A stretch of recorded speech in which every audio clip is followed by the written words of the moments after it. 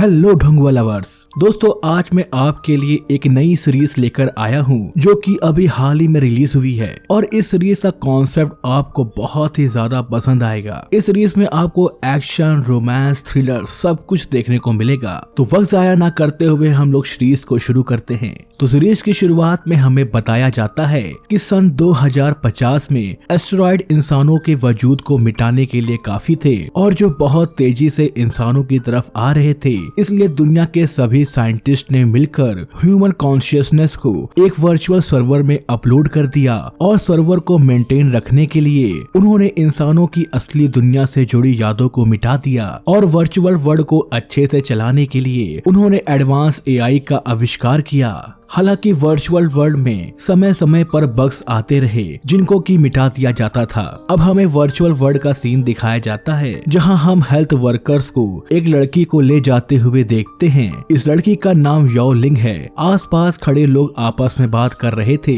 कि याओ लिंग गिरने की वजह से गंभीर रूप से घायल हो गई है। अब हमें कुछ दिन पहले का सीन दिखाया जाता है जहाँ पर हम याओ लिंग को अपने दोस्त के साथ एक कार में कहीं जाता हुआ देखते हैं। दूसरी तरफ हम जू सियाओ झैन नाम के एक लड़के को देखते हैं जो कि एक बच्चे की आत्मा से बात कर रहा था, जिससे हमें पता चलता है कि हमारी कहानी के हीरो के पास घोस्ट को देखने की पावर्स हैं। इधर याओ लिंग अपनी दोस्त के साथ कॉलेज में रुकती है जहां पर कॉलेज के सभी लड़के याओ लिंग पर फिदा थे क्योंकि वो कॉलेज की सबसे खूबसूरत लड़की थी। लेकिन याओ लिंग मन ही मन जू को पसंद करती थी और ये बात उसका घोस्ट दोस्त उसे बताता है, लेकिन जू कहता है याओ लिंग तो सबके साथ ही इतना फ्रेंडली बिहेव करती है। हमें यहाँ पर पता चलता है कि जू और याओ लिंग एक ही क्लास में पढ़ते हैं। इधर जू लाइब्रेरी में दो लड़कियों को याओ लिंग के बारे में बात करते हुए सुन रहा था, जहाँ पर वो बात कर रही थी कि याओ लिंग नेशनल लेवल की बॉक्सिंग चैंपियन है और वो अपने पास आने वाले सभी लड़कों को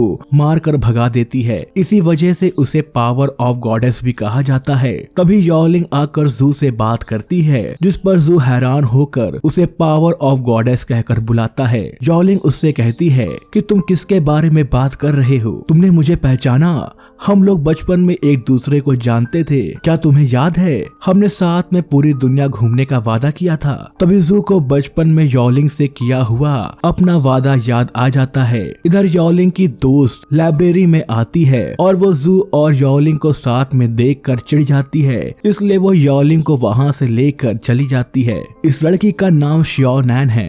रात में याओ लिंग अपनी दोस्त नैन से कहती है मेरी मदद करो, मेरे चेस्ट में बहुत तेज दर्द हो रहा है। जिस पर नैन कहती है ये तो अच्छी बात है, इसका मतलब है कि तुम्हारे चेस्ट बड़े हो रहे हैं। याओ लिंग कहती है तुम क्या नॉनसेंस बात कर रही हो? मेरे कहने का मतलब है कि जब मैं जू के बारे में सोचती हूँ तो मेरे दिल में दर्द होता है। वो आगे उसे बताती है कि वो जू से शादी करना चाहती है और इसके बाद वो उसके साथ पूरी दुनिया घूमना चाहती है, लेकिन उसे नहीं पता कि वो अपनी फीलिंग्स के बारे में उसे कैसे बताए। तभी टीवी पर आ रहे शो में एंकर बताता है कि अगर किसी लड़के को अपनी फीलिंग्स जताना है तो उसे उस लड़के को केक गिफ्ट करना चाहिए। जिसके बाद याओ लिंग जू को केक गिफ्ट करने का सोचती है।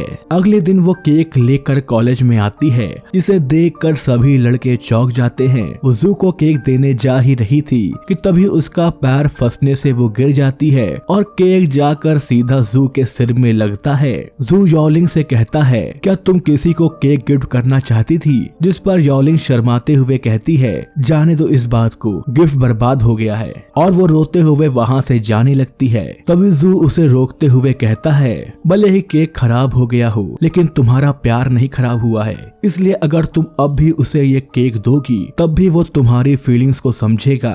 याओ लिंग उससे कहती है ये केक तुम्हारे लिए है। याओ लिंग अपनी फीलिंग्स को एक्सप्रेस करते हुए ये बात जोर जोर से कहती है। उसकी आवाज की पावर से सभी खिड़की के कांच टूट जाते हैं। इधर एक लड़का पूरे कॉलेज में ये बात फैला देता है कि याओ लिंग ने जू को केक गिफ्ट किया है, जिसे सुनकर श्याओ नाम का एक बुली बॉय जू के पास जाकर उसे बाहर बुलाता है। इधर जू को केक देने से याओलिंग काफी खुश होती है। तभी कुछ लड़कियां बाहर की तरफ देखते हुए बात कर रही थी कि ज़ियाओ जू को बुली कर रहा है, जिसे याओलिंग भी सुन लेती है। ज़ियाओ जू को काफी पीट रहा था और उसे वो गिफ्ट देने को कहता है, जिस पर जू कहता है चाहे तुम मुझे जितना मार लो लेकिन मैं तुमको ये गिफ्ट कभी नहीं दूंगा। इधर याओलिंग जू को बचाने के लिए 3rd फ्लोर की विंडो को तोड़ते हुए बाहर आती है और ज़ियाओ पर यह कहते हुए हमला करती है, जू मैं अब तुम्हें दोबारा कभी अकेला नहीं छोड़ूंगी। वो जू की तरफ जाती है कि तभी स्टिक पर पैर पड़ने से वो फिसल कर गिर जाती है।